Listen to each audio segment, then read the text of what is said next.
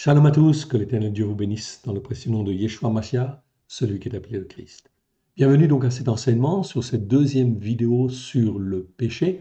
Nous sommes toujours dans Michée chapitre 3 et nous étudions en fait ici certains mots. Donc nous sommes arrivés au mot rata'a qui veut dire péché et nous l'examinons dans les Écritures afin de bien comprendre cette dimension de péché. Ok, c'est très important. Remettons ces quelques instants à l'Éternel, notre Dieu, notre Père. Père très saint, nous te rendons grâce. Dans le précieux nom de Yeshua, ton Fils bien-aimé, nous voici, Seigneur, devant toi, corps, âme et esprit.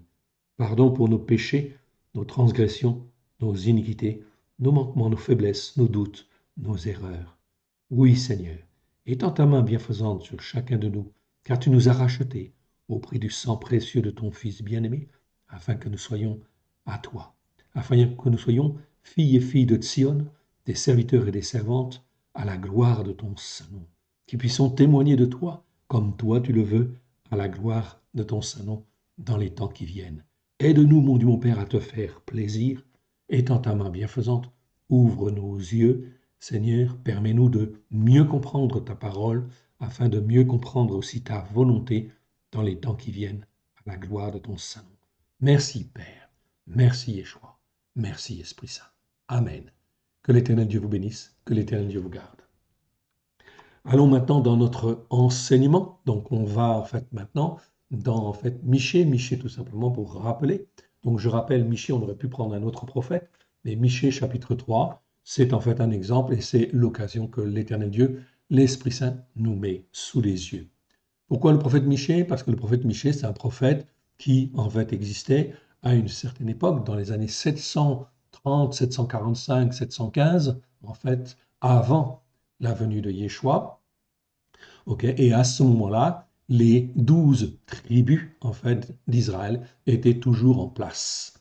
Les 10 tribus du nord étaient en place, et en fin de compte, Benjamin et Juda au sud étaient également en fait en place. L'Éternel Dieu va leur faire des reproches, bien sûr, sur les péchés, les transgressions, les iniquités. C'est donc là une phase extrêmement importante à bien comprendre. Pourquoi ils ont été détruits? Oui, bien sûr, parce qu'ils n'écoutaient pas, comme l'Éternel Dieu le voulait, bien sûr. À cause de l'orgueil de leur cœur, la plupart du temps, oui, bien sûr, et en fait ici l'attrait des choses de ce monde.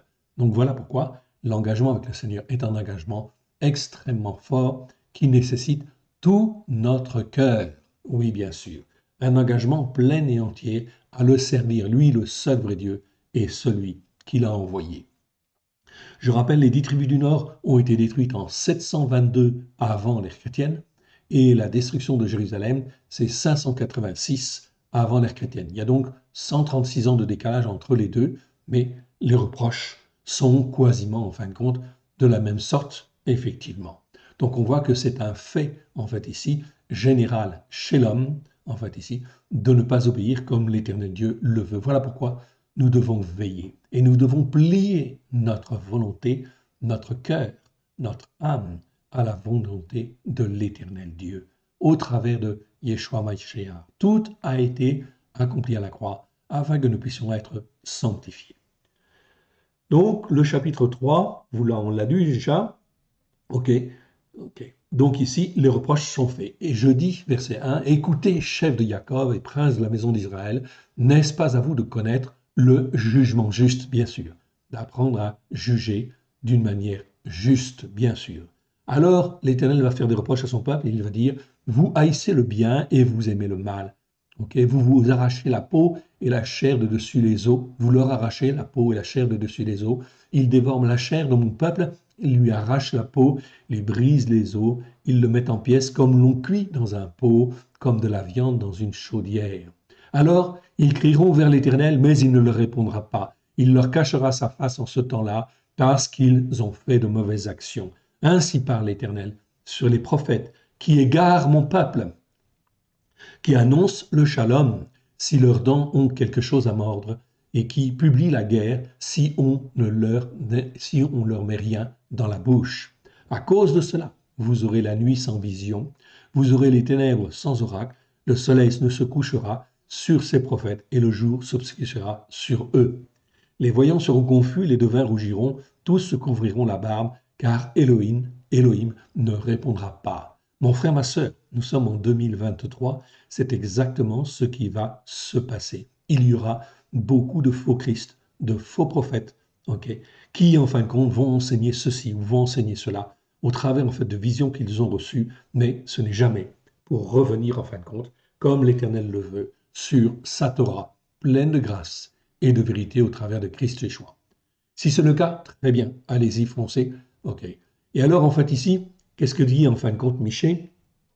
Verset 8, Donc Michée, c'est un prophète, et il est là. Mais moi, je suis rempli de force de l'Esprit de l'Éternel. Je suis rempli de jugement juste. Donc il a appris le jugement juste, oui. Donc on a fait une vidéo déjà là-dessus. Et de vigueur, pour faire connaître à Jacob sa transgression. Nous avons fait une vidéo sur la transgression, bien évidemment. Et à Israël, son péché. Donc le péché, en fait, ici, c'est ce que nous étudions à l'heure actuelle. Très important. Écoutez donc ceci, chef de la maison de Jacob, prince de la maison d'Israël, vous qui avez en abomination le jugement juste et qui pervertissez tout ce qui est droit.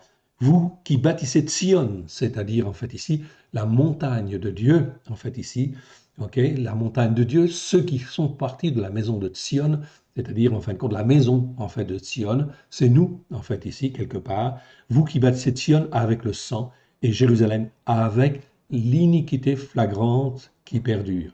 Donc on étudiera effectivement tous ces aspects-là, oui bien sûr. Iniquité flagrante qui perdure, on l'étudiera en fait aussi.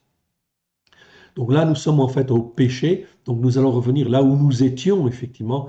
Donc la semaine dernière, nous étions arrivés à Nombre chapitre 5, si ma mémoire est bonne. Remontons en fin de compte ici dans en fait dans la Bible, effectivement, et nous étions donc à Nombre chapitre 5. Chapitre 5, et nous avions vu déjà, en fait ici, le verset 6, si ma mémoire est bonne, 6 et 7. Depuis la dernière fois, j'ai donc effectivement complété, puisque je vous avais parlé en fait aussi d'un autre mot du délit. Je ne vais pas l'étudier dans le détail aujourd'hui, mais en fait on a approfondi et en fin de compte on va regarder aussi cela. Donc on va amener une petite correction, une amélioration en fait encore. Plus on avance, plus on est zélé avec le Seigneur, plus en fait l'Esprit Saint nous montre des choses et c'est donc extrêmement important. Verset 5. L'Éternel parla à Moshe et dit, verset 6, parle aux fils d'Israël, lorsqu'un homme ou une femme commettra un péché contre un descendant d'Adam, en agissant mal, en étant infidèle à l'Éternel, et qu'il aura enfreint la Torah. Ah, très intéressant. Ici, en fin de compte, c'est traduit dans une Bible seconde, se rendra ainsi coupable. C'est pas totalement faux, bien évidemment, mais en réalité, c'est le mot hacham, le verbe hacham en fait en hébreu, et le verbe en fait hacham nous parle d'infraction en fait ici à la loi, oui bien sûr. Et c'est donc un rapport, avec la Torah, évidemment. Donc on étudiera ce mot, effectivement, plus en détail. Mais là, la traduction est améliorée, bien évidemment. On avance. Verset 7.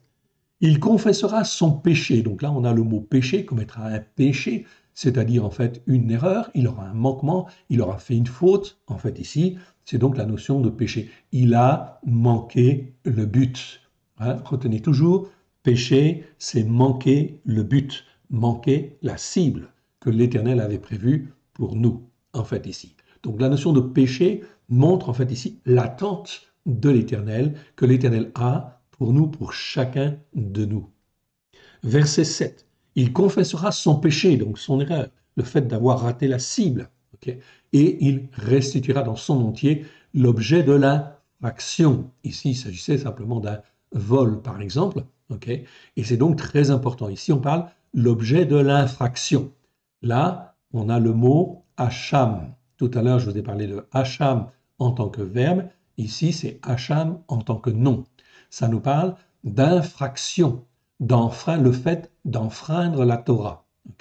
Donc, je n'insiste pas plus sur ce mot-là. On le verra de toute façon dans le détail. Il est extrêmement important, en fait, aussi. Mais il ne nous concerne pas directement aujourd'hui, puisque, en fait, nous étudions le péché. Donc, une chose, en fait, à la fois. Donc là, en cas de vol, eh bien, c'était une infraction, en fait, ici à la Torah, bien évidemment. Ok. Et il fallait donc restituer, en fait, l'objet. Et ensuite, on te dit, en y ajoutant un cinquième, c'est-à-dire 20%. En fait, ici, en plus, il le remettra à celui envers qui il aura enfreint la Torah, c'est-à-dire qui a été, en fait, volé, qui a été blessé, etc. Mais en fait, ici, c'est bien en rapport avec la Torah. Oui, bien sûr. En rapport avec la Torah, vous pouvez donc aller voir aussi en fait les mots dans Genèse chapitre 26, versets 3 à 10, ok, je répète, où c'est là où l'on trouve pour la première fois le mot Hacham. Et ça nous parle en fait ici d'Abraham, ça nous parle de Yitzhak, et ça nous parle d'Abimelech en fait aussi, tout simplement. Car Abimelech était un homme des nations, et en fin de compte, il connaissait aussi les enseignements de la Torah, pour les avoir entendus de la part d'Abraham et de Yitzhak lui-même. Ok. Et effectivement, donc là, en fait ici, il a failli commettre une infraction. Il a failli enfreindre la Torah. Là, on parle bien de la Torah. C'est bien enfreindre la Torah. Enfreindre la loi, mais ici, plus précisément, c'est bien enfreindre la Torah. Donc, on y reviendra sur ce mot-là, c'est très important, mais un peu plus tard. Verset 8, s'il n'y a personne qui ait droit à la restitution de l'objet de l'infraction, ok, cet objet revient à l'Éternel, au sacrificateur, outre le bélier de l'expiation avec lequel on fera l'expiation pour le coupable. Ok, très bien. On continue et on se focalise sur le mot en fait rata'a en fait ici, qui veut dire en fait ici péché. On continue. On va donc au suivant. Le suivant, c'est dans Nombre chapitre 6, verset 11. Le sacrificateur sacrifiera l'un en sacrifice pour le péché, c'est-à-dire pour avoir manqué la cible, et l'autre en sacrifice d'élévation. Même chose, dans nos traductions, vous ne verrez jamais plus le mot holocauste. Le mot holocauste, c'est un mot, quelque part, qui est malheureux quelque part, en fait, ici, parce que ça ne donne pas bien l'idée, en fait, du sacrifice d'élévation, c'est-à-dire de s'élever vers Dieu. Chaque fois qu'il y a un manquement, un péché, une transgression ou une iniquité, ce qui est en fin de compte extrêmement important de comprendre, c'est qu'il faut demander pardon, bien sûr, en fait ici, pour sa faute, pour avoir manqué la cible, première chose. Et la deuxième chose, se reconsacrer à l'Éternel. Donc faire un sacrifice, ici en l'occurrence, c'était faire un sacrifice pour en fait se rapprocher en fait de Dieu. Aujourd'hui, nous n'avons plus besoin en fin de compte, bien sûr, de faire de sacrifices depuis 2000 ans déjà, car il suffit en fait simplement de venir à Yeshua, de demander pardon en fait à Yeshua, de reconnaître Yeshua comme notre Seigneur, notre Sauveur et notre Maître, bien évidemment, et de venir à lui qui est le grand sacrificateur, qui nous lave par son sang, ok, qui a coulé, afin de faire l'expiation. C'est fait une fois pour toutes. Donc voilà pourquoi, chaque fois que je me rends compte que j'ai péché, je dois aller vers Yeshua, qui me lave, dont le sang me lave, me purifie et me sanctifie. Et chaque fois, c'est l'occasion de se reconsacrer à l'Éternel. On aura toujours, en fin de compte, dans les Écritures, un sacrifice pour le péché, d'une part, donc c'est repentance, et en fait un deuxième pour, en fait, ici, s'attacher à Dieu, c'est-à-dire se tourner vers l'Éternel Dieu. C'est donc extrêmement important de bien comprendre cette dimension-là. Il ne suffit pas simplement de demander pardon, mais de se rattacher à nouveau à Dieu pour toujours faire mieux, pour avancer, bien évidemment. Ok, on avance. Là, il s'agissait de vœux naziréens, je ne rentre pas dans le détail, en fait, ici.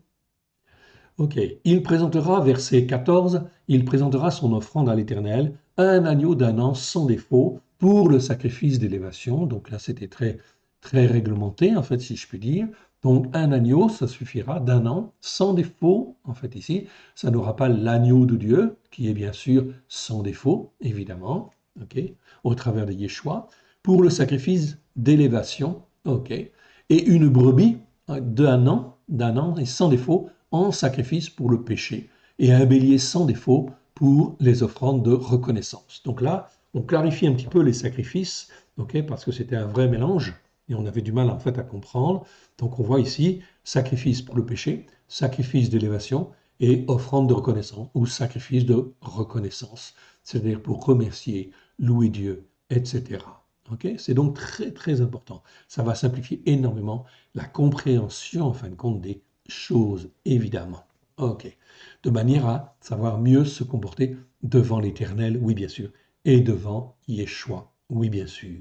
Donc ces règles sont toujours là, non pas pour qu'on fasse des sacrifices, mais en fait, selon le principe que l'on reconnaisse en fait ici nos péchés pour les expier, que l'on se tourne en fin de compte vers Dieu au travers de Christ Yeshua, afin qu'il nous sanctifie, nous purifie, et en fin de compte, bien sûr, d'avoir des actes de reconnaissance. Ok.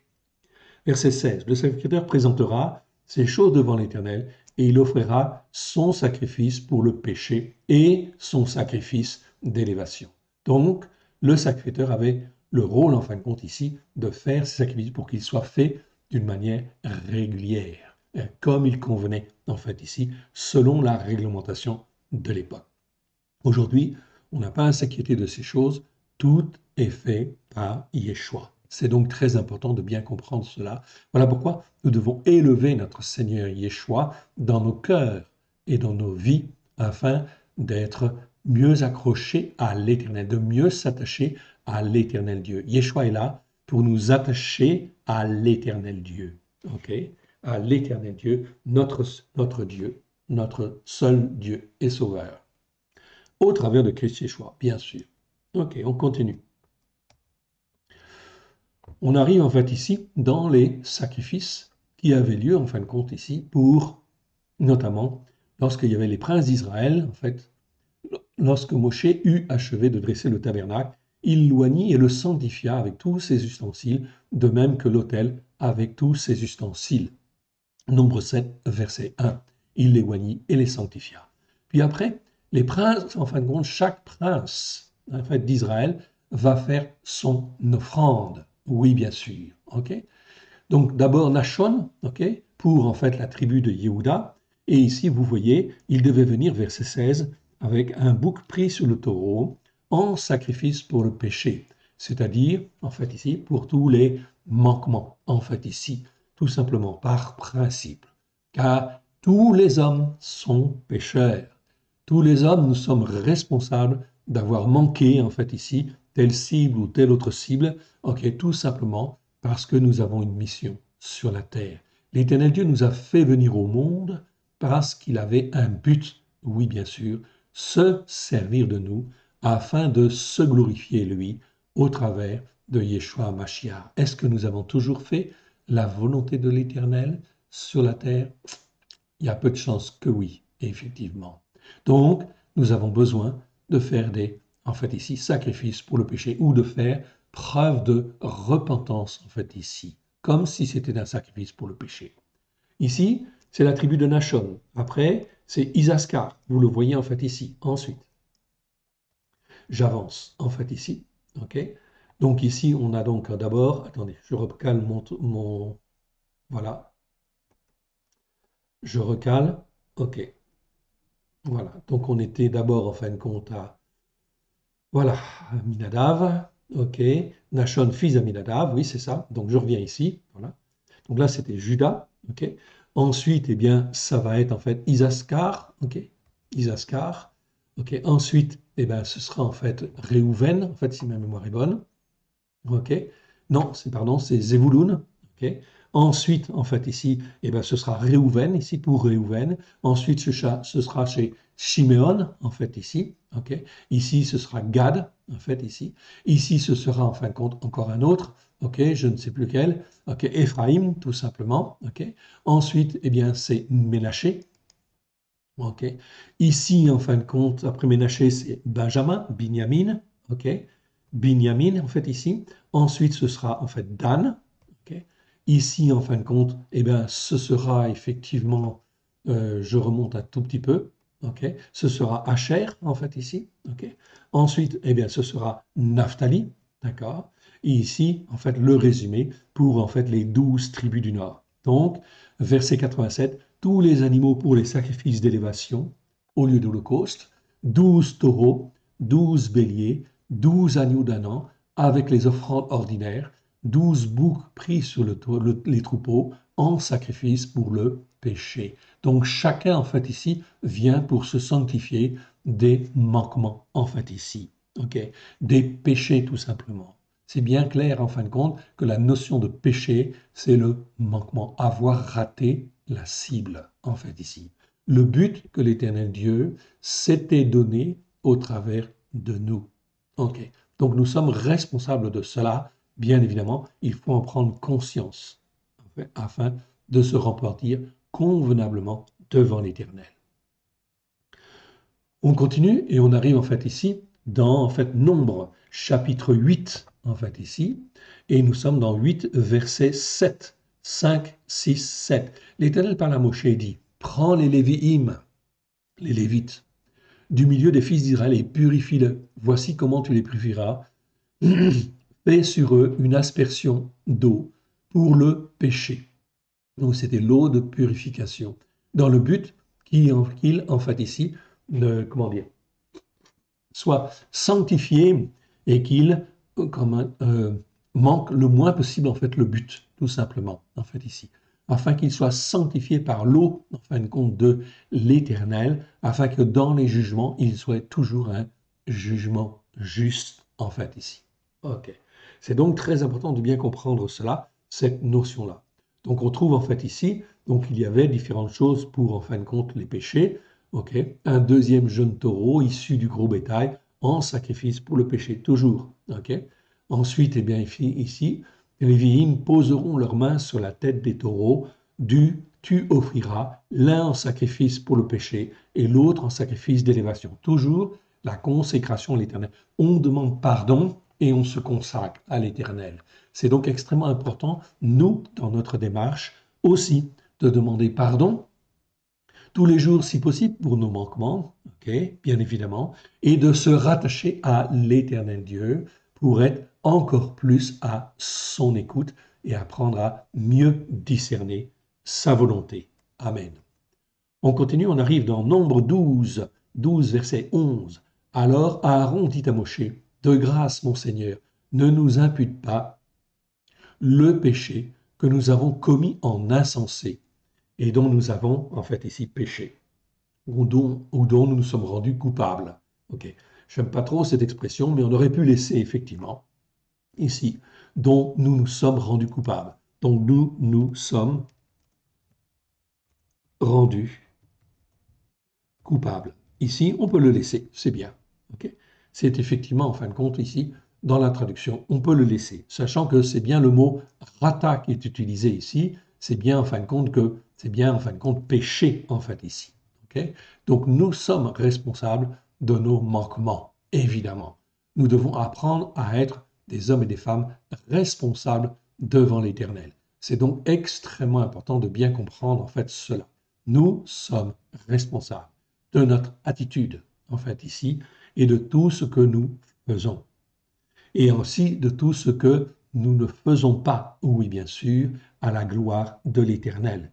Ok, donc nos manquements.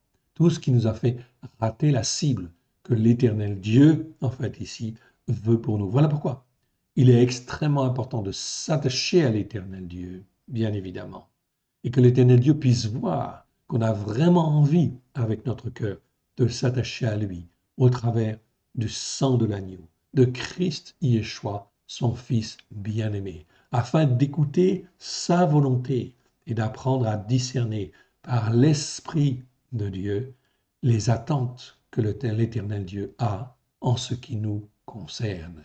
C'est donc extrêmement important, ok, fondamental. C'est un apprentissage de l'obéissance et de la soumission. Et dans cet apprentissage, nous avons droit à l'erreur. Oui, bien sûr. Mais il faut avancer en tout cas. On continue. OK. Et on arrive en fin de compte dans Nombre, chapitre 15, verset 24. Si l'on a péché involontairement, l'assemblée des témoins, et que l'assemblée des témoins s'en soit aperçue, toute l'assemblée des témoins offrira un jeune taureau en sacrifice d'élévation, d'une agréable odeur à l'Éternel, avec une offrande et une libation, d'après le jugement établi. Elle offrira encore un seul bouc pris sur le taureau en sacrifice pour le péché. Donc là, on voit bien ici, péché, c'est en fait ici pour avoir raté la cible. Verset 25, le sacrificateur, donc on est toujours dans Nombre 15, hein, Nombre 15, 25, le sacrificateur fera l'expiation pour toute l'assemblée des témoins des fils d'Israël. Il leur sera pardonné, car ils ont péché involontairement. Donc attention ici, hein, on parle en fait ici d'involontairement. Sinon, ce n'est plus un péché, c'est une transgression, tout simplement. Okay, la transgression, c'est, comment dire, c'est l'orgueil de l'homme qui est là. Il est conscient, en fin de compte, de ce qu'il fait quelque part, mais il choisit, il fait un mauvais choix, en fait, ici. Ça, c'est une transgression. Okay, c'est pas manquer, en fait, le but. Okay, c'est manquer le but aussi, mais quelque part, il y a l'aspect volontaire de l'homme et il y a l'orgueil qui est là, surtout l'orgueil. Le sacrifice fera l'expiation pour toute l'assemblée des témoins. Donc, si toute l'assemblée a manqué en fait le but, a péché, okay, il leur sera pardonné car ils ont péché involontairement. Ils ont apporté leur offrande en offrande consumée par le feu, en l'honneur de l'Éternel, et un sacrifice pour le péché qu'ils ont involontairement commis devant l'Éternel. Donc là, on parle bien de péché commis involontairement. Okay, donc c'est important. Donc attention à la notion de péché que l'on a, qui nous vient en fin de compte des catholiques ou des protestants ou des évangéliques. On est déformé sur cette, comment dire, sur cette vision des choses. Hein. Okay.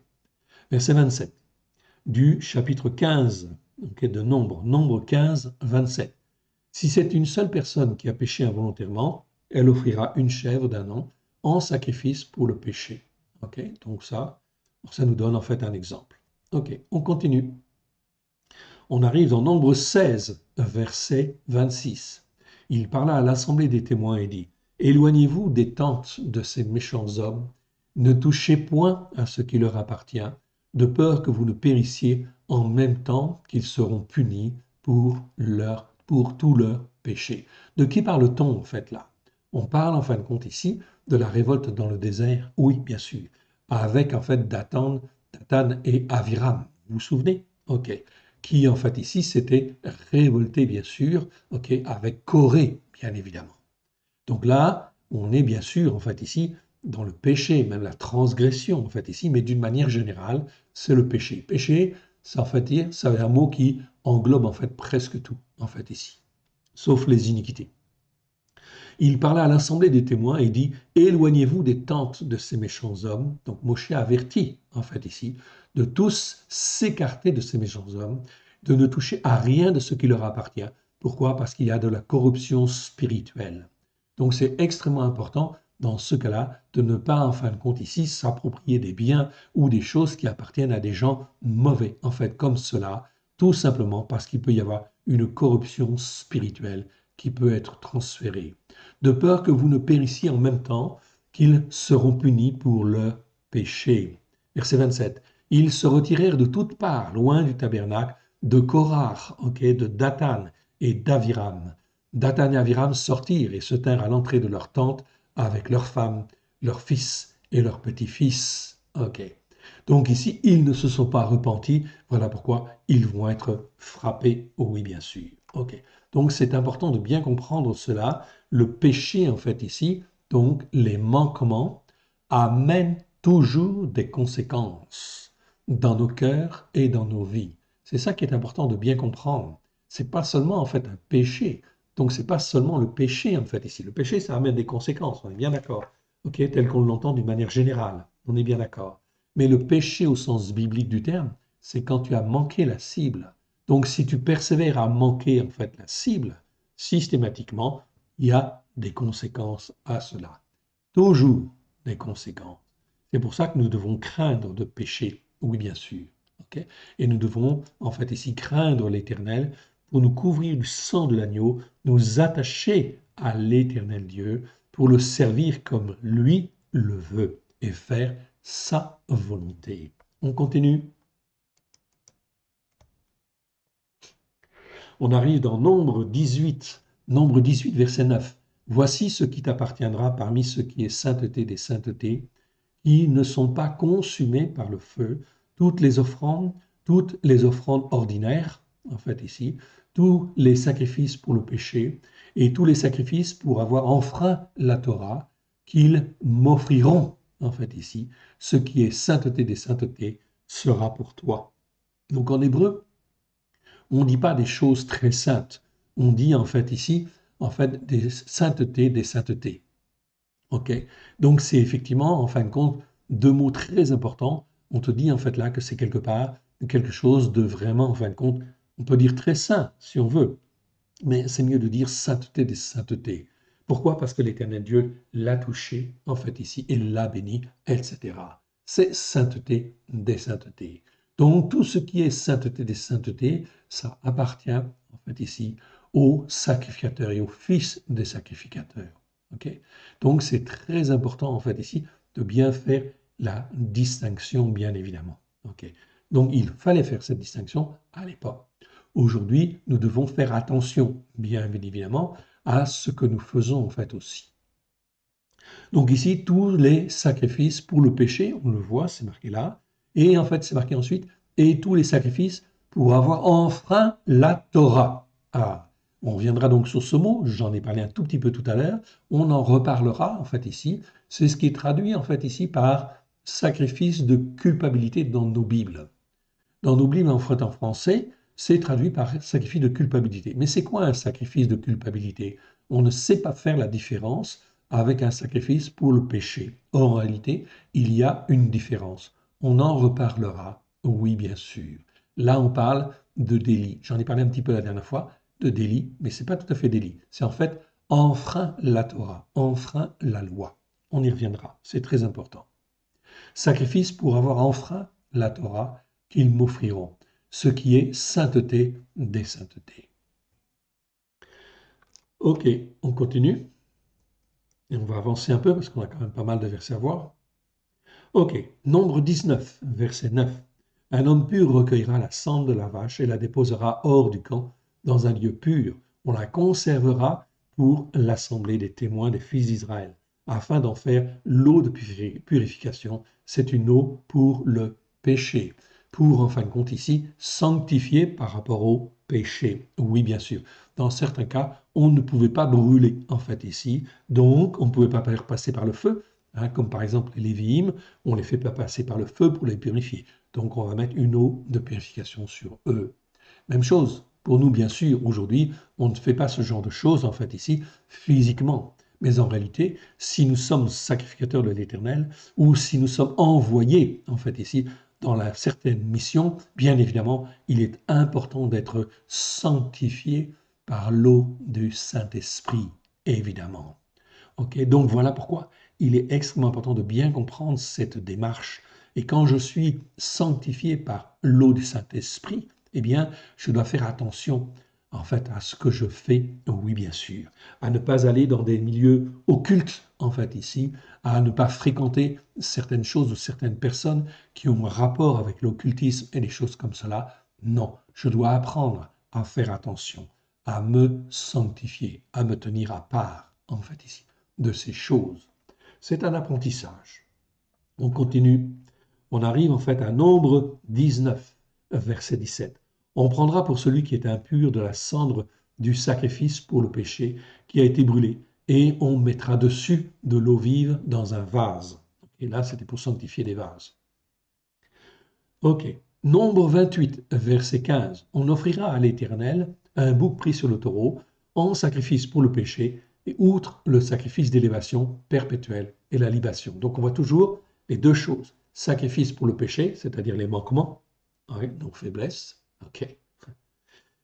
Outre le sacrifice d'élévation, le sacrifice pour se rapprocher de l'Éternel. Donc aujourd'hui, c'est la même chose dans nos prières. En fait, ici, nous devons faire attention à ça, à faire attention à nous sanctifier justement de tous nos péchés, de nos manquements.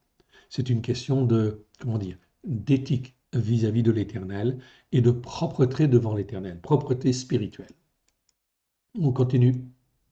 On arrive en fait dans Nombre 28, verset 22. Vous offrirez un bouc en sacrifice pour le péché afin de faire pour vous l'expiation. Oui, bien sûr. Ok. Donc ça, c'est un exemple en fait ici. Ok. Toujours les mêmes principes. On continue en fait ici et on arrive en fait ici dans Nombre 29. Ok. où là, on parle en fin de compte le premier jour du 7e mois. C'est la fête de quoi? La fête des trompettes. Qu'est-ce qu'on devait faire ce jour-là? Ok, on devait faire un sacrifice d'élévation et on devait faire un sacrifice pour le péché. Donc à la fête des trompettes, ok, même que nous faisons au jour d'aujourd'hui, en fait ici, ok, au travers du Messie, c'est-à-dire le premier jour du 7e mois, on doit se consacrer à l'Éternel à cause de nos manquements, en fait ici, de nos péchés d'une part, et se reconsacrer à l'Éternel en s'attachant à l'Éternel le premier jour du 7e mois, à la fête de tes rois, fête des trompettes. Ok? Donc c'est marqué. Donc on doit le faire au niveau messianique, bien sûr. Je continue et on arrive en fait ici, ok, au 7e jour, le 7e jour de ce 7e mois. C'est la fête de Kippour, fête des expiations. Même chose. On devait faire un sacrifice d'élévation, déjà d'une part, et on devait faire un sacrifice pour le péché, c'est-à-dire se sanctifier devant l'Éternel. Même chose aujourd'hui au travers de Christ Yeshua, nous devons en fait ici demander pardon pour nos péchés, nous couvrir du sang précieux de l'agneau et venir ensuite vers Dieu en disant Père très saint, en ce jour de Yom Kippour, en ce jour des expiations, je me consacre à nouveau à toi afin de te servir comme toi tu le veux. Parle, Seigneur, ton serviteur écoute, ou ta servante écoute. Amen. Ok. C'est une consécration. Ok. Et donc, en fait, ici, dans ce 7e mois, vous avez le premier jour, vous avez le 10e jour et vous avez le 15e jour. Ici, au verset 12, vous le voyez, le 15e jour du 7e mois, vous aurez une sainte convocation, une convocation de sainteté plutôt. Une convocation, pas une sainte convocation, une convocation de sainteté, pour en fait ici être dans la sainteté de Dieu, en fait ici. C'est donc différent, ce n'est pas une sainte convocation, en fait ici, comme on l'entend chez les catholiques ou les protestants ou les évangéliques. Non, c'est une convocation de sainteté. Ok? Et vous célébrez une fête en l'honneur de l'Éternel pendant 7 jours. Donc voilà pourquoi la fête des tabernacles, la fête de Sukkot, ça s'appelle la fête des tabernacles, car c'est la fête de tous ceux qui sont consacrés à l'Éternel, consacrés pour être un temple à l'Éternel. C'est donc extrêmement important, bien sûr, de bien comprendre cette dimension-là. Le 15e jour du 7e mois, vous aurez une convocation de sainteté, vous ne ferez aucune œuvre servile, vous célébrerez une fête en l'honneur de l'Éternel pendant 7 jours. Vous offrirez un sacrifice d'élévation, etc. Et un peu plus loin, au verset 16, vous offrirez un bouc pris sur le taureau en sacrifice pour le péché, outre le sacrifice d'élévation perpétuel, l'offrande et la libation. Donc on voit bien que ces jours-là sont des jours de consécration spirituelle. Oui, bien sûr. Donc il faut comprendre cette dimension-là. Et aujourd'hui, lorsque nous sommes messianiques, bien évidemment, nous devons pratiquer ces choses-là dans la prière. On ne fait pas de sacrifice, bien sûr, okay, mais on a besoin de se reconsacrer. Ces sacrifices étaient faits pour se reconsacrer. Voilà pourquoi aujourd'hui, le sacrifice qui nous permet d'être consacrés est déjà fait, déjà accompli. Voilà pourquoi nous devons effectivement nous revêtir justement de ce salut, de ce sacrifice qui nous lave, qui nous purifie, qui nous sanctifie, qui nous permet de nous attacher à l'Éternel Dieu et bien sûr d'être sanctifiés afin que notre manière de raisonner puisse être sanctifiée, afin que nos jugements soient justes devant l'Éternel. Tout ça, c'est une question simplement de consécration spirituelle, tout simplement. Ok. Donc ici, un sacrifice pour le péché. Et on voit en fin de compte ici encore, en fait ici vous offrirez un bouc pris sur le taureau, un sacrifice pour le péché, outre le sacrifice d'élévation perpétuelle, l'offrande et la libation, etc. Ok? Et on continue en fait ici, verset 22, vous offrirez un bouc en sacrifice pour le péché, outre le sacrifice d'élévation perpétuelle, l'offrande élevée.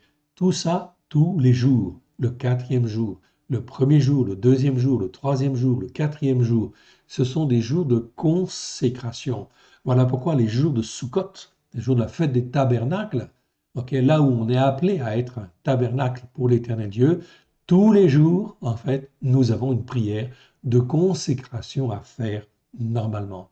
pour expier nos péchés, d'une part, et se reconsacrer en sacrifice d'élévation, comme un sacrifice d'élévation, à l'Éternel. Chaque jour, c'est une semaine de consécration.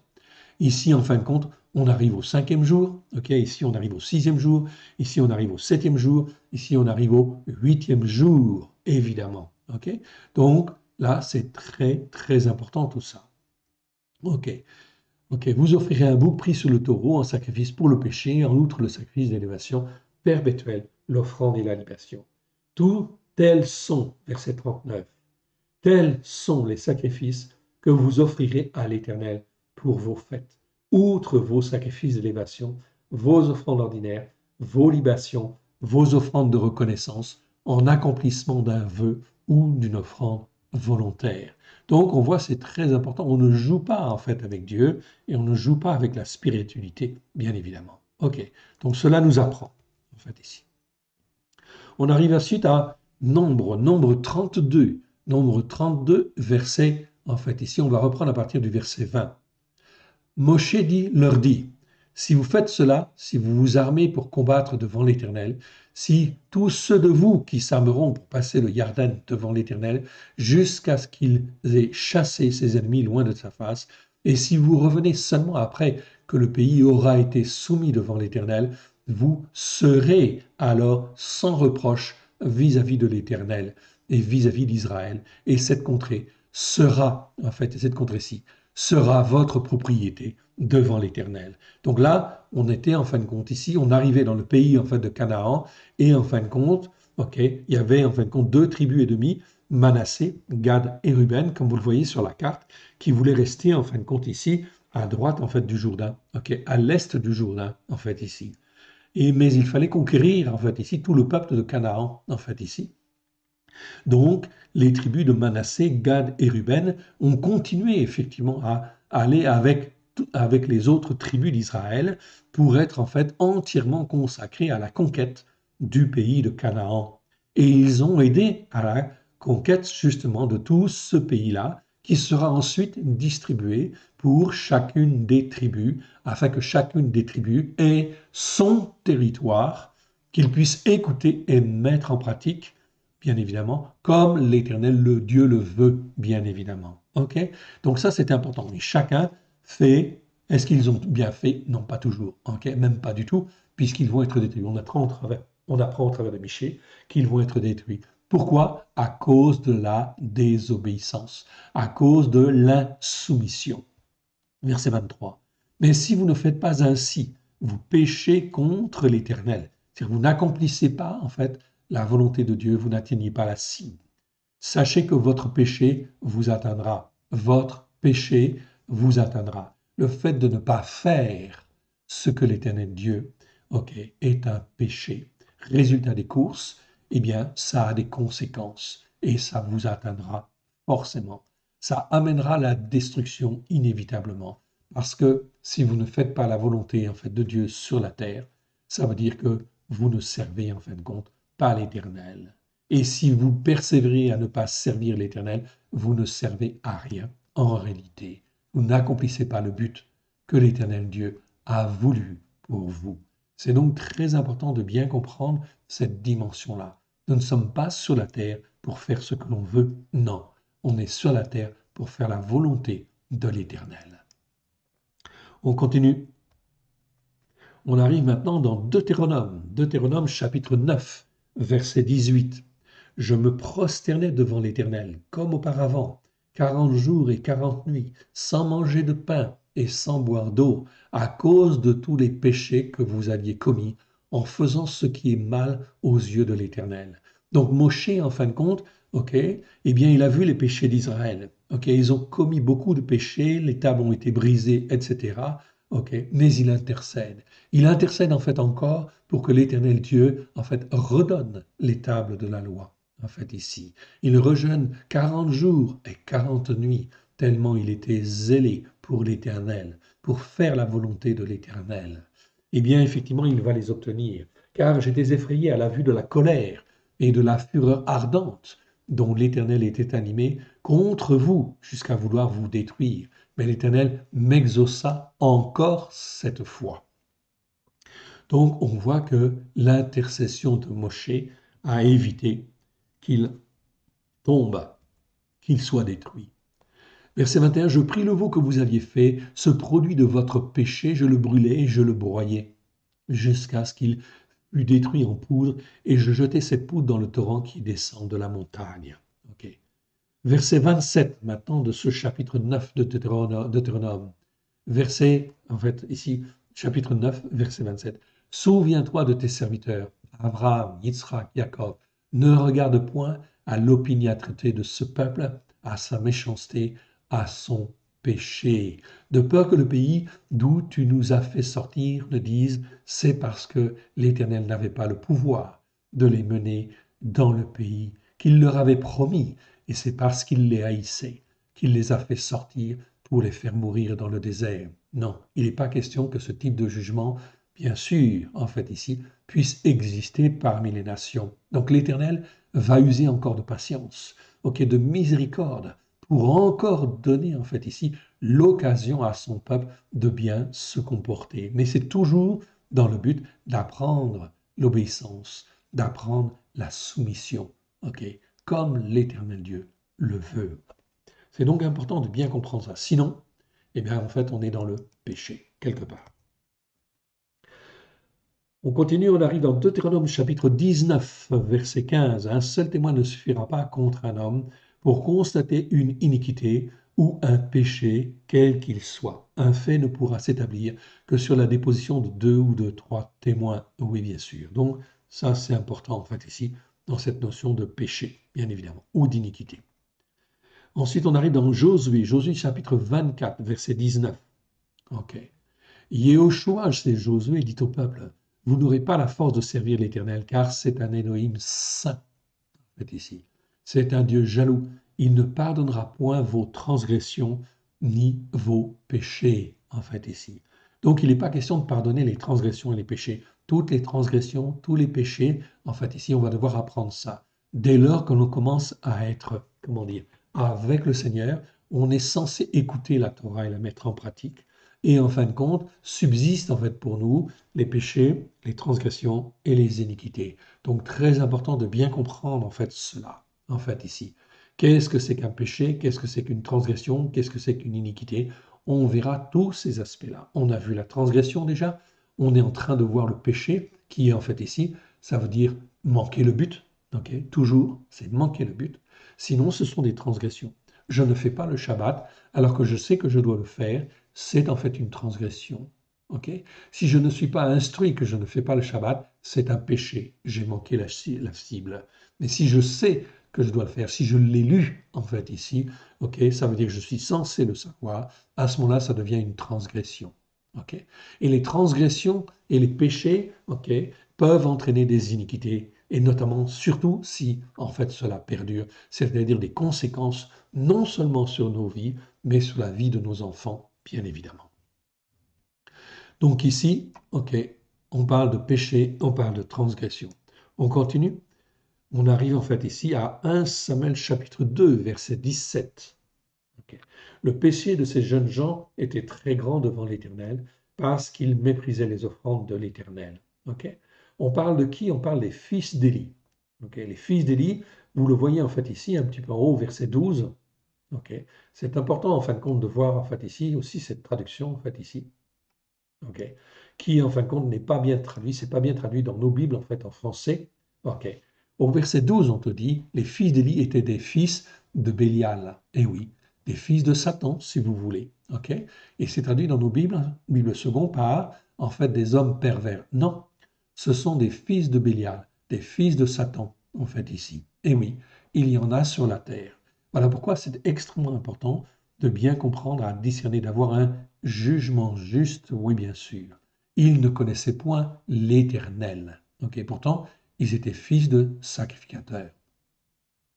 Et donc ici, ils ont péché. Ils ont péché ici, verset 17. En fait, ici, on te dit, le péché de ces jeunes gens-là était très grand devant l'Éternel parce qu'ils méprisaient les offrandes de l'Éternel. Ils méprisaient la Torah. Ils méprisaient les offrandes, en fait, ici. Ok.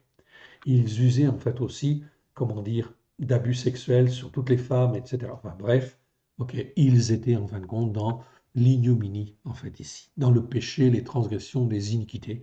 Ok, ils vivaient sans Dieu, en fait, ici, quelque part. On continue. De 1 Samuel, chapitre 12. 1 Samuel, chapitre 12, verset 19. Et tout le peuple dit à Shemuel, prie l'Éternel, ton Élohim, pour tes serviteurs, afin que nous ne mourions pas, car nous avons ajouté à tous nos péchés le tort de demander pour nous un roi, en fait, ici. À tous nos péchés, à tous nos manquements. Ok. Donc ici, ils reconnaissent, ils ont été trop loin, quelque part. 1 Samuel 14, 1 Samuel 14, verset 38. Shaoul dit, approchez ici, vous tous, chefs du peuple, recherchez et voyez comment ce péché a été commis aujourd'hui, en fait, ici. On parle, en fait, des Philistins, en fait, ici. OK? Donc, ici, verset 37. Et Shaoul consulta l'Éternel. Descendrai-je auprès des Philistins? Les livreras-tu entre les mains d'Israël? Mais en ce moment, il ne lui donna point de réponse. Ok, parce qu'ils avaient, en fait, ici, pris, je crois, en fait, l'arche, si ma mémoire est bonne. Ok, je crois que c'est ce passage. Donc, recherchez et voyez comment ce péché a été commis aujourd'hui. Comment cela se fait-il que nous avons perdu, en fait, ici, l'arche, etc. Verset 39. Car l'Éternel, le libérateur d'Israël, est vivant. Lors même que Jonathan, mon fils, en serait l'auteur, il mourrait. Et dans tout le pays peuple, personne ne lui répondit. Il dit à tout Israël, mettez-vous d'un côté, et moi, Jonathan, mon fils, nous serons de l'autre. Et le peuple dit à Shaoul, fais ce qui te semblera bon, etc. Ok. Donc là, on parle de péché, bien sûr, de manquement, en fait, ici. On continue. Donc ils ont eu un premier roi avec en fait Saül, oui bien sûr, mais Saül n'a pas toujours obéi non plus en fait ici. C'était un homme en fait ici quelque part et il était faillible. Il avait en fait aussi de l'orgueil bien sûr à certains moments ok, de sa vie. Et là au verset en fin de compte de 1 Samuel 15 verset 23, on te dit quelque chose de très important. Car la désobéissance est un péché. Et oui, donc le fait de ne pas obéir en fait à Dieu, le fait de ne pas désobéir aux autorités que l'Éternel Dieu nous donne, eh bien à ce moment-là, c'est un péché, oui, c'est un manquement en fait ici. C'est traduit dans le livre par coupable. Non, c'est pas coupable, c'est un péché. Car la désobéissance est un péché, comme la divination. Donc là, ben, c'est vraiment clair. Hein. La divination, c'est comme ou la sorcellerie, si vous voulez. En fait, ici, c'est pareil. Comme la sorcellerie, comme la divination. Ok. Donc la désobéissance, c'est pareil. C'est le même niveau de péché. Et la résistance, en fait, ici. Ok. Résistance, en fait, ici, c'est pas tsar, en fait, ici. Donc c'est bien la résistance, ne l'est pas moins que l'injustice, en fait, ici, à veine. Ok. C'est pas l'idolâtrie, c'est l'injustice carrément, en fait, ici. Donc injustice, amen, ça conduit, en fin de compte, à la destruction, en fait, ici, à l'enfer, au feu éternel. C'est le mot aven. J'en ai déjà parlé. Ok, j'ai fait en fait une vidéo là-dessus sur le mot aven. C'est très très important. Tous ceux qui sont dans la veine sont perdus, ne peuvent plus être rachetés. C'est donc important de bien comprendre cela. Donc la résistance n'est pas moins coupable ok, que l'injustice. Ok. Donc c'est très important, il faut apprendre en fait à discerner et à comprendre cette dimension spirituelle. Verset 24, alors Shaoul dit à Shemuel, j'ai péché car j'ai transgressé l'ordre de l'Éternel, je n'ai pas obéi à tes paroles, je craignais le peuple et j'ai écouté sa voix. Donc Saül, le roi Saül, s'est laissé entraîner. Oui, bien sûr, tout au moins c'est ce qu'il dit. Mais il y a de l'orgueil, en fait, ici, beaucoup de désobéissance. Et cela va, en fait, durer plusieurs fois.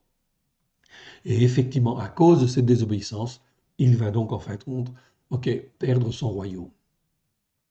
Maintenant, je te prie, pardonne mon péché, reviens avec moi, je me prosternerai devant l'Éternel. Shemuel dit à Shaoul, verset 26, je ne retournerai point avec toi, car tu as rejeté la parole de l'Éternel, et l'Éternel te rejette, afin que tu ne sois plus roi sur Israël. Donc la décision de l'Éternel ici est très claire. C'est terminé pour Shaoul, en fait, ici. Okay, il a perdu, en fait, ici. Il a désobéi ici. C'est pour ça que lorsque nous sommes rachetés par le sang de l'agneau, mon frère, ma sœur, C'est extrêmement important de faire attention à ce qu'on écoute et comment on met en pratique, évidemment, afin de se sanctifier et de faire la volonté de l'Éternel. Car sinon, en fait, ici, résultat des courses, il peut nous arriver ce qui est arrivé à Shaoul. En fait, à un moment donné, en fait, eh bien, il est rejeté, tout simplement, alors qu'il avait été appelé, justement, à régner, en fait, ici, sur Israël. Donc il peut nous arriver ce même genre de choses si, en fait, ici, nous sommes dans la désobéissance ou la résistance à l'Éternel. Revoyez bien le verset 23. Car la désobéissance est un péché comme la divination, et la résistance ne l'est pas moins que l'injustice et l'idolâtrie. Puisque tu as rejeté la parole de l'Éternel, il te rejette aussi comme roi, en fait, ici. Donc c'est donc très clair. Ce verset, il devrait être gravé, en fait, dans nos têtes. Ensuite, on va dans 1 Samuel, chapitre 20. 1 Samuel, chapitre 20, verset 1. David s'enfuit de Najot, près de Rama, et il alla trouver Jonathan, et dit, qu'ai-je fait? Quelle est mon iniquité? Donc, quel est mon péché aux yeux de ton Père, pour qu'il en veuille à ma vie? Donc il dit ici, qu'est-ce que j'ai manqué? Quel est mon péché vis-à-vis, en fin de compte, de ton Père? Ok, Shaoul. Ok. Et Jonathan lui répondit, loin de là, tu ne mourras point. Mon Père ne fait aucune chose, grande ou petite, sans m'en informer. Pourquoi donc mon Père me cacherait-il celle-là? Il n'en est rien, en fait, ici. Ok. Donc ici, David, en fait, ici, ok, va répondre, dit encore en jurant, ton Père sait bien que j'ai trouvé grâce à tes yeux. Et il aura dit que Jonathan ne le sache pas. Cela lui ferait de la peine. Mais l'Éternel est vivant et ton âme est vivante. Il n'y a qu'un pas entre moi et la mort, en fait, ici. Ok.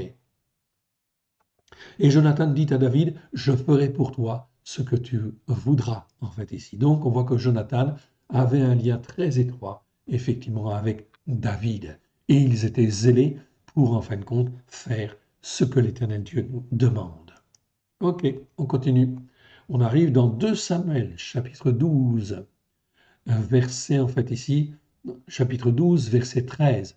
David dit à Nathan, j'ai péché contre l'Éternel. Et Nathan dit à David, l'Éternel pardonne ton péché, tu ne mourras point. Et oui, David a fait bien sûr des erreurs. Ok, il a fait des erreurs, notamment, il a en fin de compte pris la femme d'Uri. Ah oui, ça c'est un péché grave en fin de compte, hein, si je puis dire, en fait ici. C'est plus qu'une transgression, hein, c'est un péché vraiment ce qu'il y a de vraiment grave, en fin de compte, effectivement mortel quelque part. Et il méritait la mort. Mais Dieu a vu son cœur, en fait ici, et a vu son attitude, évidemment. Donc, il reconnaît, j'ai péché contre l'Éternel. Et Nathan dit à David, l'Éternel pardonne ton péché, tu ne mourras point. Mais parce que tu as fait blasphémer les ennemis de l'Éternel, en commettant cette action, le fils qui t'est né mourra. Il y a donc toujours des conséquences, en fait, ici. Ça, c'est l'Éternel Dieu qui juge. Oui, bien sûr. On continue, on arrive dans 1 Roi, chapitre 8, verset 34. 1 Roi, chapitre 8, verset 34. Exauce-le des cieux, pardonne le péché de ton peuple et ramène-le dans la terre que tu leur as donnée à leur père, que tu as donné à leur père, en fait, ici. Ok. Donc, ici, on parle de, je ne sais plus, en fait, ici, quel passage. Ok, verset 33. Quand ton peuple d'Israël sera battu par l'ennemi pour avoir péché contre toi, s'ils reviennent à toi et rendent gloire, s'ils reviennent à toi et rendent gloire à ton nom, s'ils t'adressent des prières et des supplications dans cette maison, exauce-le des cieux, pardonne le péché de ton peuple, Israël, et ramène-le dans la terre que tu as donnée à leur père. S'ils se repentent, s'ils reviennent. Ça, c'est la prière de Salomon lors de l'inauguration du temple. Verset 35. Quand le ciel sera fermé et qu'il n'y aura point de pluie à cause de leur péché contre toi, s'ils prient dans ce lieu et rendent gloire à ton nom, s'ils se détournent de leur péché parce que tu les auras châtiés, exauce-les des cieux, pardonne le péché de tes serviteurs et de ton peuple d'Israël, à qui tu enseigneras la bonne voie dans laquelle ils doivent marcher. et fais venir la pluie sur la terre que tu as donnée en héritage à ton peuple. Donc, s'ils se repentent. C'est donc très important, bien évidemment, en fait, ici, donc d'apprendre à reconnaître, en fait, ce que c'est qu'un péché, bien sûr, ok, ce qui est péché devant l'Éternel, afin de s'en repentir. 1 Roi chapitre 12, verset 30.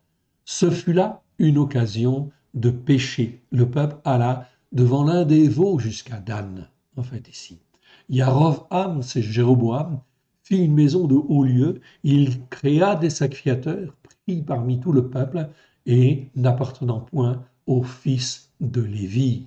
Donc il a créé en fait ici sa religion. Jéroboam, ok, ici, va commettre en fait un péché effectivement énorme, en fait, ici quelque part. Donc ici, vous ne voyez pas que c'est un péché fait petit, hein? Non, c'est effectivement très grand. Il a manqué la cible. Il a créé son système religieux, effectivement. Il a mis en place un système religieux, effectivement, après, effectivement, que comment dire, le royaume de David ait été, en fait, séparé, en fait, ici. OK. À la fin de sa vie, avec Salomon, en fait, ici, ensuite, eh bien, qui, en fait, a bien marché au début, mais qui a très mal marché à la fin de sa vie. Résultat des courses, dès que son fils a régné, eh bien, il y a eu Roboam d'un côté, et puis Jéroboam de l'autre côté. Il y a eu scission des 10 tribus du Nord, à cause, en fin de compte, ici, des péchés qui ont été commis avant. Mais là, en fait, ici, Jéroboam institue une religion sur les 10 tribus du Nord, évidemment. Il va mettre en place en fait une fête de l'Éternel au 15e jour du 8e mois. Il crée ses propres fêtes, son propre système religieux avec ses prêtres, en fait ici. C'est ce qu'on appelle le péché de Jéroboam. Et le péché de Jéroboam va durer pendant plus de 2 siècles.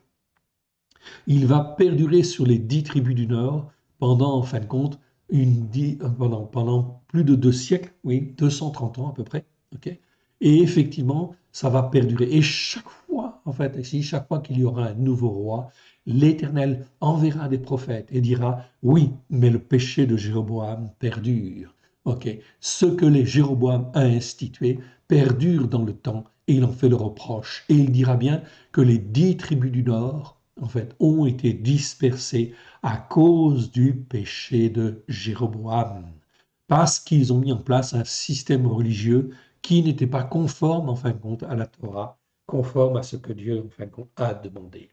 Mon frère, ma sœur, il en est de même avec les églises. Nous avons fait une petite brochure qui s'appelle, en fin de compte, l'Église aurait-elle commis le péché de Jéroboam? C'est une petite revue, en fin de compte, d'une 60aine de pages. Okay, ça vaut 10 euros, en fin de compte, ici. Et on rassemble, en fait, tous les versets qui montrent que l'Église a commis le péché de Jéroboam. Mon frère, ma sœur, c'est extrêmement important. Extrêmement important, fondamental. Car ça veut dire quoi? Ça veut dire que toute l'Église dite catholique va être réduite à rien. Oui, bien sûr. Il y a des malédictions qui s'accumulent. Pourquoi? Parce qu'on est dans la désobéissance. On est dans la résistance, en fait, comme on l'a vu tout à l'heure, en fait, ici, ok, dans la désobéissance et la résistance. Donc le péché perdure, résultat des courses, c'est la destruction à terme. C'est en fait ici l'enfouissement en fait compte de l'Église qui va disparaître. Tout au moins, ok, tous ceux qui s'attachent en fait ici au principe même de l'Église, au fondement même de l'Église. Par contre, parmi tous ces croyants en fait ici qui sont dans l'Église catholique, mais qui effectivement sont prêts à revenir vers l'Éternel sur les racines hébraïques de la foi, cela l'Éternel va s'en occuper et va les récupérer. Encore faut-il qu'il y ait des témoins, bien sûr, qui parlent et qui enseignent justement la vérité. L'Église protestante vient de l'Église en fait catholique et n'a pas dénoncé le péché de Jéroboam, n'a pas dénoncé les péchés de l'Église, l'institution en fin de compte qui met en place le dimanche entre autres comme jour férié, alors que tu as dit que le jour férié c'était le Shabbat. Les fêtes de l'Éternel sont un moyen de revenir sur les racines hébraïques de la foi, dans l'obéissance et la soumission à l'Éternel. Voilà pourquoi les fêtes de l'Éternel sont extrêmement importantes.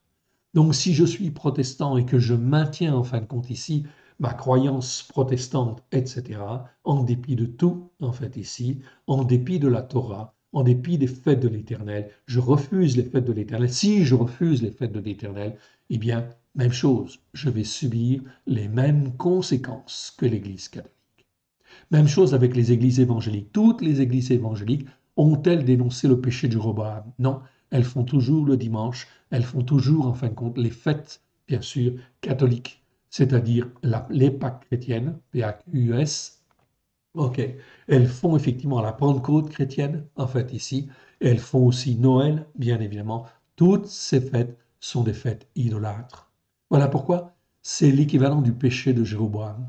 Donc là, en fin de compte, on va voir justement que l'Éternel Dieu, au travers, on va dire, une trentaine de versets, en fait, ici, qui suivent, eh bien, c'est toujours le reproche de l'Éternel, en fait, ici, le reproche que l'Éternel fait. Oui, mais le péché de Jéroboam a persisté. Ils ont tous péché, donc ils ont manqué la cible. Et voilà pourquoi ça va amener en fait la destruction en fin de compte des 10 tribus du Nord. Et ça entraînera en fait ensuite la destruction en fait de Juda, bien évidemment, et de Jérusalem 130 ans plus tard, en fait ici, à peu près. Donc ici, 1 Roi chapitre 13, ok, verset 33, ok, 34. Après cet événement, Jéroboam, ne se détourna point de sa mauvaise voie. Il créa de nouveaux prêtres des hauts lieux, pris parmi tout le peuple, quiconque en avait le désir, il le consacrait prêtre des hauts lieux. Ce fut là une occasion de péché pour la maison de Jéroboam, qui est de Yaroam, et c'est pour cela qu'elle a été exterminée et détruite de dessus la face de la terre. C'est vraiment très clair, en fait, ici. On continue. OK. 1 Roi chapitre 14, okay, verset 16. Il livra Israël à cause des péchés que Jéroboam a commis et qu'il a fait commettre à Israël. Okay. On continue avec 1 Roi chapitre 14, verset effectivement 22. Yehuda fit ce qui est mal aux yeux de l'Éternel, et par les péchés qu'ils commirent, ils excitèrent sa jalousie plus que ne l'avait jamais fait leur père. Okay. Donc, ici, on parle de Roboam, Ré-Ravéam. Ré-Ravéam, c'est Roboam. C'est le fils de Shelomo. Il régna sur Yehuda, sur Juda. Donc, d'un côté, vous aviez en fin de compte Roboam, ok, et de l'autre côté, vous avez Jéroboam, ok. Mais Roboam a mal fait, fils de Salomon, s'est mal comporté. Il régna sur Yehuda. Il avait 40 ans lorsqu'il devint roi. Il régna 17 ans à Jérusalem, la ville que l'Éternel avait choisie sur toutes les tribus d'Israël pour y mettre son nom. Sa mère s'appelait Naama l'Ammonite. Donc il était né d'une femme étrangère. Yehuda fit ce qui est mal aux yeux de l'Éternel, et par les péchés qu'ils commirent, ils excitèrent sa jalousie, plus que ne l'avait jamais fait leur père. Ils se bâtirent aussi des hauts lieux, avec des statues et des idoles d'Ashéra, sur toute colline élevée, sur tout arbre vert. Donc ils sont tombés dans l'idolâtrie, oui bien sûr. Même en fait les tribus de Juda sont tombées dans l'idolâtrie. Et l'Éternel en fait ici va leur en faire le reproche. Ok. Idolâtrie, oui, vous avez en fait beaucoup d'exemples. Toutes les images taillées ou les statues que l'on voit dans les églises, tout ça, ce sont des idoles en réalité. Tout ce qu'on appelle les saints, Marie en fait. Ici, le culte à Marie, c'est de l'idolâtrie, oui bien sûr. Okay. Myriam, la mère de notre Seigneur Yeshua, elle était juive, bien sûr. Jamais elle n'aurait accepté en fait un culte idolâtre à son endroit, en fait ici, en sa faveur. Jamais. Okay. C'était une juive pratiquante. Au contraire, il est dit dans les Écritures, ainsi en fait que Zacharie, et Élisabeth, ils étaient irréprochables en regard des commandements de la Torah. Verset 3 de 1 Roi chapitre 15, il se livra à tous les péchés que son père avait commis avant lui, et son cœur ne fut point tout entier à l'Éternel son Élohim, comme l'avait été David son père. Donc ici, pareil, le 18e année du règne de Jéroboam, fils de David, Abijam régna sur Yehuda. Donc là, on parle de Juda, et en fait ici, c'est Abijam qui régna. Et là, en fin de compte, il se livra à tous les péchés que son père avait commis avant lui. Son cœur ne fut point tout entier à l'Éternel. Voilà ce qui est important, Voilà pourquoi c'est extrêmement important de demander pardon pour tous nos manquements et puis de s'attacher en fait à l'Éternel Dieu de tout son cœur, de toute son âme, afin de ne pas dériver. Et là, on peut être sûr de ne pas dériver si on s'attache de tout son cœur à l'Éternel. Verset 4. Mais à cause de David, l'Éternel, son Élohim, lui donna une lampe en Jérusalem, en établissant son fils après lui et en laissant subsister Jérusalem. Donc l'Éternel Dieu va laisser en fait ici courir en espérant en fin de compte que d'autres rois, etc., vont revenir en fait ici à lui et s'attacher à lui. Ça va se faire à certains moments, oui, mais pas complètement, pas tout le temps. On continue. 1 Roi chapitre 15, verset 26. Là, c'est Nadav, fils de Yarovam. Okay, verset 26. Il fit ce qui est mal aux yeux de l'Éternel. Il marcha dans la voie de son père, se livrant au péché que son père avait fait commettre à Israël. Toujours la même chose. Okay. On continue en fait ici.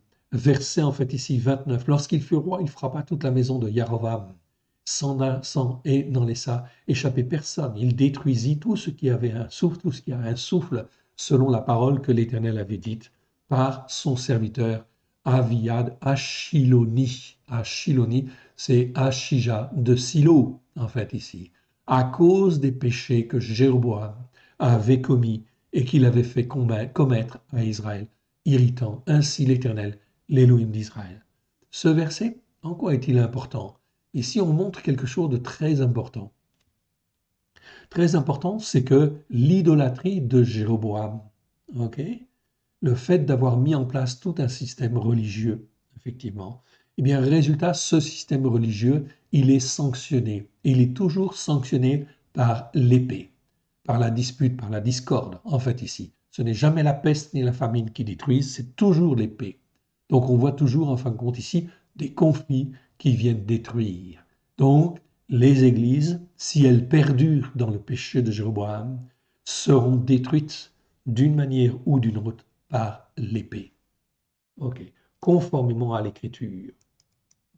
C'est une prophétie terrible, mais c'est en réalité une réalité. Vous pouvez regarder tous les exemples, ok, les approfondir, tout ce que l'on va citer en fait ici, même de loin en fait ici, vous pouvez regarder. C'est toujours l'épée.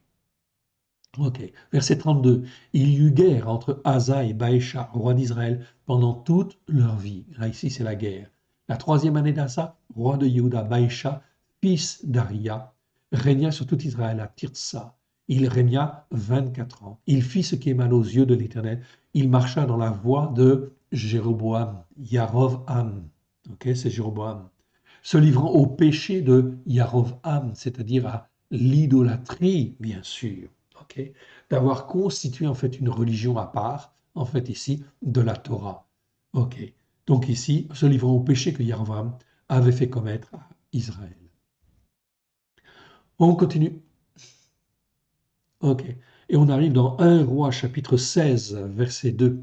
Ok, verset en fait 1 et 2, tout simplement. La parole de l'Éternel fut ainsi adressée à Jéhu, fils de Hanani, contre Baécha.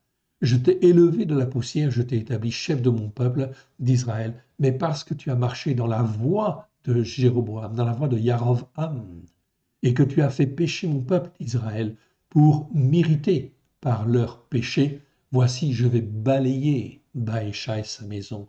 Je rendrai ta maison semblable à la maison de Yarovam, fils de Nedbat. Donc, pas la peine d'insister. Vous pouvez en lire un peu plus si vous voulez, mais en fait ici, sanction par l'épée, tout simplement. Ici, un peu plus tard, verset 12, Zimri détruisit toute la maison de Baécha selon la parole que l'Éternel avait dite à Baécha par Jéhu.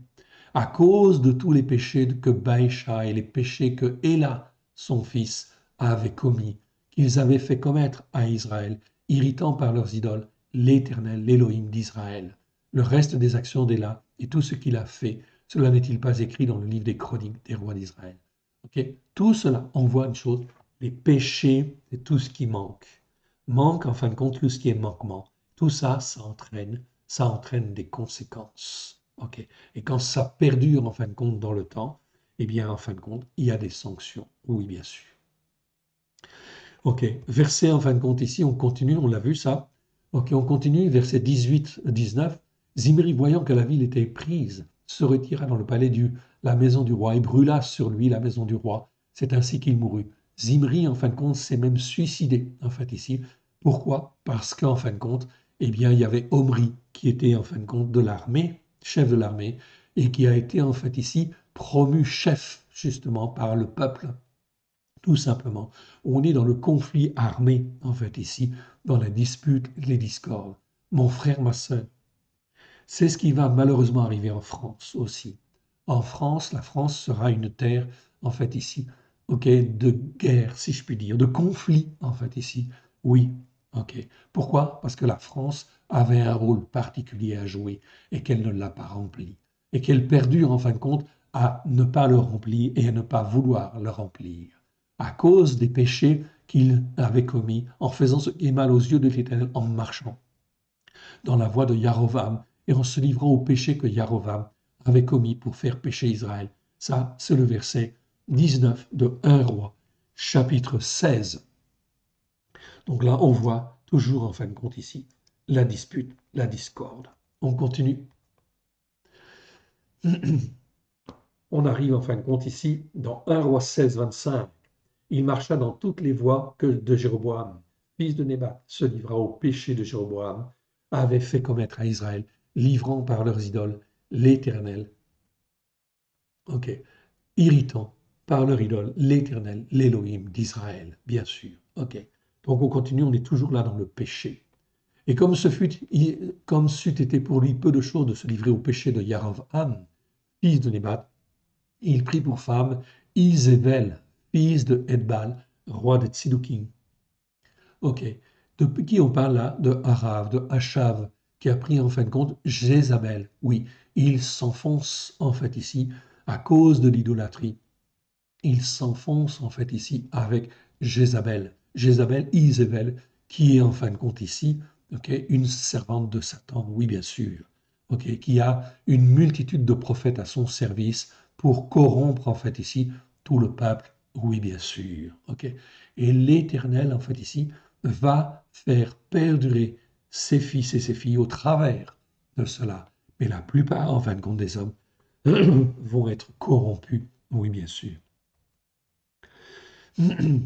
Verset 1, 2 Rois, chapitre 3, verset 3. Là, on est avec Joram, fils d'Achab, qui a pris pour épouse Jézabel. Mais il se livra au péché de Jéroboam, fils de Nébat, qui avait fait pécher Israël, et il ne s'en détourna point, en fait, ici. Il ne s'en détourna point. Même chose, l'Église protestante ne s'est pas détournée du péché catholique, du péché de l'Église catholique. Même chose pour les évangéliques, ils ne se sont pas détournés des péchés protestants et évangéliques, protestants et catholiques, pardon. Donc ils ne sont pas revenus à la racine, ils ne sont pas revenus à la Torah, ils ne sont pas revenus au fait de l'Éternel pour lui être agréable. C'est donc là des jugements qui viennent, qui inévitablement vont frapper tous les pays en fait du monde, mais en particulier la France, parce que la France devait montrer l'exemple. 2 Rois chapitre 10, verset 31.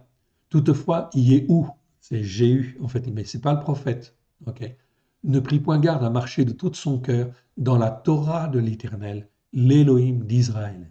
Il était revenu quand même, en fait, ici, sur en fait la Torah. Mais ici, le verset nous dit, toutefois, Yéhou, en fait, ici, ne prit, donc je rappelle, c'est 2 Rois, chapitre 10, verset 31. Toutefois, Yéhou ne prit point garde de marcher de tout son cœur dans la Torah de l'Éternel, l'Élohim d'Israël. Il ne se détourna point des péchés que Yarovam avait fait commettre à Israël. C'est donc très important en fait ici. C'est un engagement en fin de compte plein et entier à l'Éternel. Il faut se reconsacrer à l'Éternel. Donc attention en fait aux manquements. 2 Rois chapitre 12, 2 Rois chapitre 12, verset 16 ou 17 dans certains versets. L'argent des sacrifices pour avoir enfreint la loi, ça c'est le mot Hacham, en fait ici, dont on a parlé tout à l'heure, qu'on avait appelé avant délit, mais c'est pas délit, en fait après avoir creusé, c'est plutôt sacrifice pour avoir enfreint la loi, en fait ici. Et les sacrifices pour le péché, n'étaient en point apportés dans la maison de l'Éternel, ils étaient pour les sacrificateurs. Oui, bien sûr. Ok. Donc ça, ce sont des détails, mais des détails importants. 2 Rois, chapitre 13, versets, en fait, ici, 1 et 2. La 23e année de Joach, c'est Joas, fils d'Arazia, en fait, ici, roi de Yehuda. Donc lui, il fut un bon roi. Il revint, en fait, à l'Éternel. Il régna 17 ans. Ah non, pardon, celui-là, pardon, je confonds. C'est Joachaz, pardon, voilà. Joas, oui, c'est ça, ok. C'est Joas, en fait, d'Israël, pardon. Il fit ce qui est mal aux yeux de l'Éternel. Il commit les péchés que Yarovam, fils de Nébat, avait fait pécher à Israël. Ok. Donc lui, ben, il a continué sur la lancée. Ok. Il a continué sur la lancée. La colère de l'Éternel s'enflamma contre Israël. Il les livra entre les mains de Hazaël, roi d'Aram, c'est-à-dire roi de Syrie, entre les mains de Ben-Hadad, fils de Hazaël, ok, tout le temps que ces rois vécurent. Donc vous voyez, ils sont livrés à l'épée, à la dispute, à la guerre, en fait, ici, tout simplement. C'est la sanction de l'idolâtrie. Joachaz implora l'Éternel, l'Éternel l'exauça, car il vit l'oppression sous laquelle le roi Aram tenait Israël. Et l'Éternel donna un libérateur à Israël. Les fils d'Israël échappèrent aux mains des Syriens, et ils habitèrent dans leurs tentes comme auparavant. Verset 6. Mais ils se détournèrent point des péchés de la maison de Jéroboam, qui avait fait pécher Israël. Ils s'y livrèrent aussi et à l'idole d'Eshéra, était debout à Samarie. Donc on voit ici, il y a persévérance en fait dans le péché. Ils ne reviennent pas de tout leur cœur. Donc il faut revenir de tout son cœur, de toute son âme. Ok. Je continue en fait ici. Ok, la 37e année de Joas, roi de Yehuda. Joas, c'est Joas. Ok, c'est lui qui en fait fut un bon roi. Ah, pardon. Non, là je me trompe encore.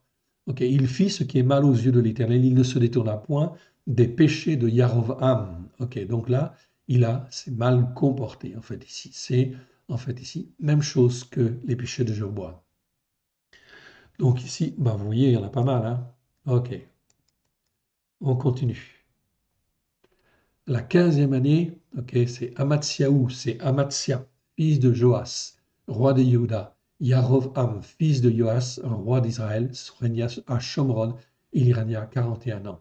Il fit ce qui est mal aux yeux de l'Éternel. Il ne se détourna point des péchés de Yarovam.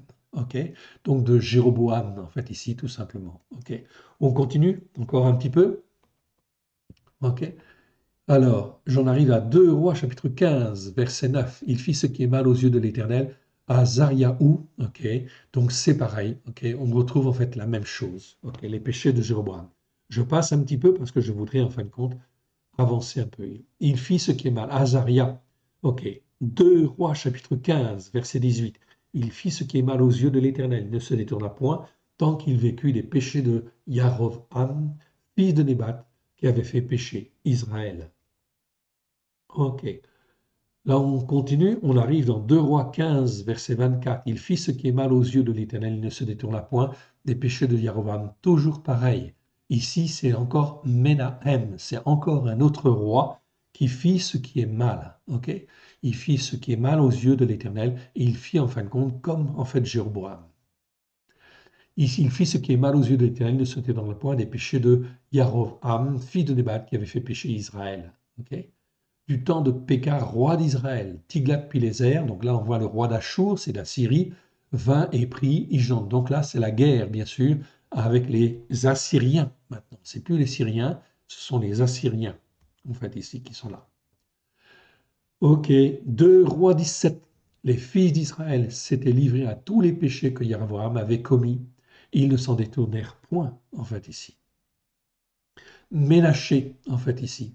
Donc là, c'est un roi de Juda qui a vraiment très très mal marché, en fait, ici, pour Israël. 2 Rois, chapitre 21, verset 16. Ménaché répandit aussi beaucoup de sang innocent, jusqu'à en remplir Jérusalem d'un bout à l'autre. Outre les péchés qu'il commit, il fit commettre à Yehuda en faisant ce qui est mal aux yeux de l'Éternel. Ok, donc là, il y a eu beaucoup de péchés avec en fait Ménaché. Et Ménaché a duré très longtemps, malgré tout, en fait, ici. Ok. il a fait beaucoup, beaucoup, beaucoup de mal. Et l'Éternel a maintenu son peuple parce qu'il voulait, il espérait en fait ici un retour. Ok, oui, bien sûr. Ok, dans 2 Rois chapitre 24, cela arriva. Là, on arrive à Nebuchadnezzar, ok, roi de Babel, se mit en campagne.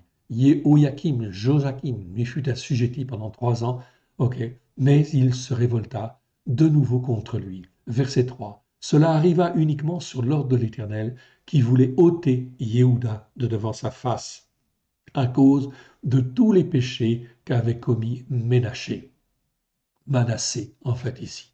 Donc, on voit bien ici que la destruction, en fin de compte, de Juda était prévue déjà. C'était dans le plan de Dieu. Yerushalayim chancelle. 1 Ésaïe, chapitre 3, verset, en fait, 8. Donc là, on a fini, en fait, les rois et on arrive dans Ésaïe. Ok, Ésaïe, c'est donc le prophète. On va faire quelques versets et puis on va s'arrêter là. Ok, et là, on va voir que l'Éternel Dieu veut, en fait, ici rattraper son peuple, et qu'il a prévu, en fait, un plan de salut, parce qu'il voit que son peuple, en fait, ici, est incapable de résister à l'ennemi. Alors, l'Éternel Dieu va faire autrement. Ok. Verset 8, Ésaïe chapitre 3, verset 8. Yerushalayim chancelle et Yehuda s'écroule parce que leurs paroles et leurs œuvres sont contre l'Éternel, bravant les regards de sa majesté. Ok. L'aspect de leur visage témoigne contre eux. Comme Sodome, ils publient leurs péchés sans dissimuler. Malheur à leur âme, car ils se préparent des maux. Verset 10. Dites que le juste prospérera, car il jouira du fruit de ses œuvres. Malheur au méchant, il sera dans l'infortune, car il recueillera le produit de ses mains. Ok. Verset en fait 12. Mon peuple a pour oppresseur des enfants et des femmes dominent sur lui. Mon peuple, ceux qui te conduisent t'égarent. Ils corrompent la voie de ton sentier. En fait, ici, va donc y avoir beaucoup, effectivement, ici, au travers des prophètes, des messages très forts qui vont annoncer, en fait, la destruction. Oui, bien sûr. Verset 18, Ésaïe chapitre 5, verset 18. Malheur à tous ceux qui tirent l'iniquité avec les cordes du vice et le péché comme avec les traits d'un char. Ils disent qu'il hâte, qu'il accélère son œuvre afin que nous la voyions, que le décret du Saint d'Israël arrive et s'exécute afin que nous le connaissions. Donc là, on est dans l'orgueil. Oui, bien sûr, on sent il y a de l'orgueil dans le cœur. Ok.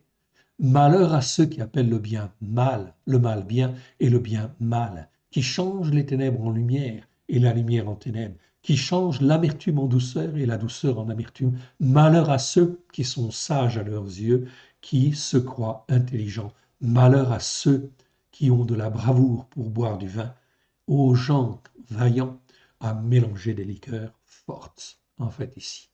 Donc là, en fait, on va voir, en fait, ici, bien évidemment, des choses terribles. Ésaïe chapitre 6, verset 7. Mais il toucha ma bouche et dit, ceci a touché tes lèvres, ton iniquité est enlevée et ton péché est expié. Dans Ésaïe chapitre 8, cela veut dire que déjà au 8e siècle, avant la venue de Yeshua Hamashiach, l'Éternel montrait déjà en fait une voie de salut, qu'il va faire une voie de salut, où en fait non, là il va venir et il va en fin de compte toucher, en fait ceci a touché tes lèvres, ton iniquité est enlevée et ton péché est expié. C'est donc très très important. Sur cette parole en fait ici, on va s'arrêter en fait aujourd'hui, ok, parce que ça nous permet de bien comprendre en fait ici tous les péchés, tous les manquements qui peuvent être les nôtres. Petit péché ou grand péché, peu importe, c'est ce qui a manqué la cible. L'Éternel Dieu veut nous apprendre l'obéissance, veut nous apprendre la soumission. Okay? La désobéissance, c'est comme le péché. Et la résistance ne l'est pas moins que l'idolâtrie ou que la veine, l'injustice, c'est-à-dire ce qui conduit à la perdition. Voilà pourquoi l'Éternel Dieu nous appelle à apprendre l'obéissance et à apprendre la soumission, à être des serviteurs zélés pour lui, à la gloire de son Saint. Que l'Éternel Dieu vous bénisse, que l'Éternel Dieu vous garde. Terminons, si vous le voulez bien, par une petite prière. si vous le voulez bien. Je sais que cette étude est un petit peu longue, en fait, ici, mais elle est très importante. Elle est très importante parce que, en la parcourant, je vous encourage, bien évidemment, en fin de compte, à l'écouter et bien évidemment à la suivre. Pourquoi? Parce que l'Esprit de Dieu nous forme, nous façonne à l'intérieur et fait que nous sommes de plus en plus, en fait, ici, fermes, de plus en plus solides, solidement ancrés sur les racines hébraïques de la foi, sur la Torah, les prophètes et les psaumes, à la gloire de l'Éternel. Aussi persévérer, écouter. Père éternel, nous te rendons grâce. Nous voici, Seigneur, devant toi, corps, âme et esprit. Parle, Seigneur. Ton serviteur, ta servante, écoute. Écoute les cœurs qui sont là, Seigneur. Oui, Seigneur, touche-les par ton Saint-Esprit. Oui, Seigneur, remplis-les de ta sainteté à la gloire de ton Saint-Nom. Fais qu'ils puissent avoir un jugement juste, qu'ils puissent mieux comprendre les transgressions, qu'ils puissent mieux comprendre ce qu'est le péché, afin toujours de s'attacher à toi et de rester attaché à toi. Chaque jour que la vie, en fin de compte, nous donne à la gloire de ton Saint-Nom, que chacun de ces jours soit l'occasion de faire ta volonté, de faire les œuvres que toi, tu as prévues d'avance, afin de te glorifier, toi le seul vrai Dieu et celui que tu as envoyé. Alléluia. Que l'Éternel Dieu vous bénisse en abondance, que l'Éternel Dieu vous garde et vous protège dans les temps qui viennent. Alléluia. Shalom à tous. Amen. À la prochaine fois.